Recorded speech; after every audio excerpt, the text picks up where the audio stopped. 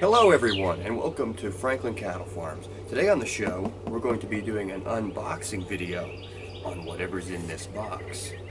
And what's in this box is a 1916 Spanish Mauser from Old Western Scrounger. Who's ready to find out what's inside? Okay everybody, as you can see I've crossed out the address so none of you nosy nannies can see what my address is. But, as you can see here, they've reused a Charles Daly, probably a shotgun box in order to package this thing. Something that's, a non-issue considering the price point that these rifles were offered at. This one was $109.95. You guys ready to see what's inside? Oh, I've already cut the tape, so you guys missed out on that. Okay, well, it's packaged in some hefty paper here. Let's unfurl it and find out how bad this thing really is. Supposedly, these things are nearing the bottom of the box, or nearing the bottom of the barrel, if you will. Hey, not too bad.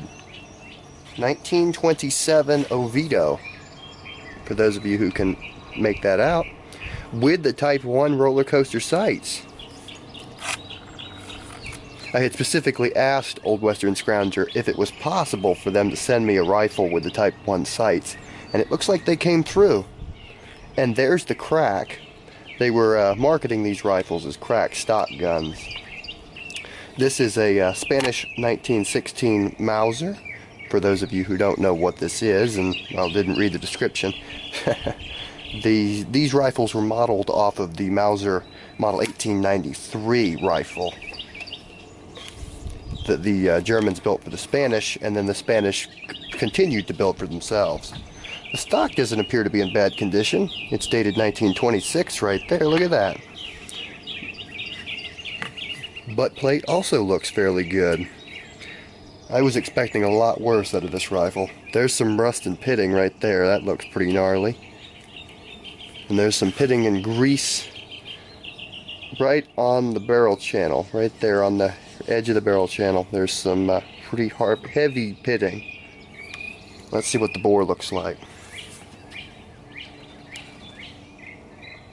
Not that bad.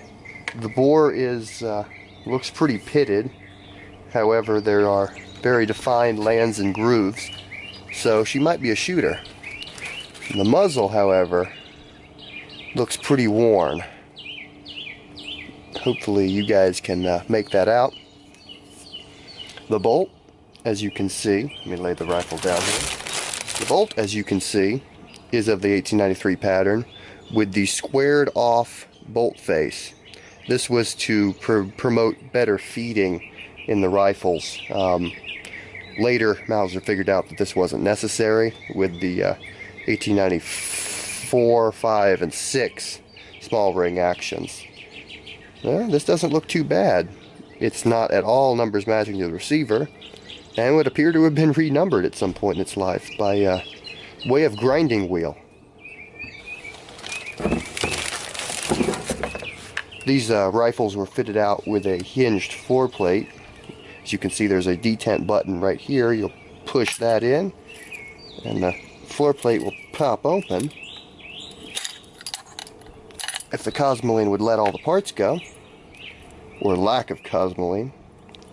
And you can see, milled follower, all milled parts. These rifles were made pretty well, but considering the Spanish had some issues with their metallurgy, some of these rifles are a little bit worrisome. This particular one is in 7mm Mauser, in case I failed to mention that. A lot of these were converted to 308, but all in all, this rifle isn't too bad. That looks a little chewed up. But as soon as I find a cleaning rod for this, that will recede back into the stock, considering that the cleaning rod retains this band. All in all, this rifle seems to be in pretty good shape, considering the $100 price point I paid for it. Hopefully you guys can follow along and watch us shoot this on the channel, watch me clean it up, and hopefully get the thing restored slightly, considering the Spanish Civil War looks like it was very hard on this rifle. and whatever soldier carried it obviously didn't have much time to clean it. And over the past 80 years, it's just deteriorated. However, it's in pretty good shape, all things considered, and in the original caliber, because the 308 ones are pushing the pressure limits of the small ring action. The Spaniards weren't too concerned with the safety of their soldiers at the time, considering that they were going to adopt the set-me rifle soon enough, and they didn't assume there would be a problem, especially since the 308 conversion guns were going to be civil guard rifles and, you know, rifles of that nature that wouldn't get used that often, and the receiver could take an occasional high pressure load. However, there would be lug setback and all kinds of other problems, assuming that these things were shot regularly with full power 7.62 NATO ammo. All in all, pretty good rifle. Join us next time on Franklin Cattle Farms, and maybe we'll shoot this thing a little. Thank you guys for watching.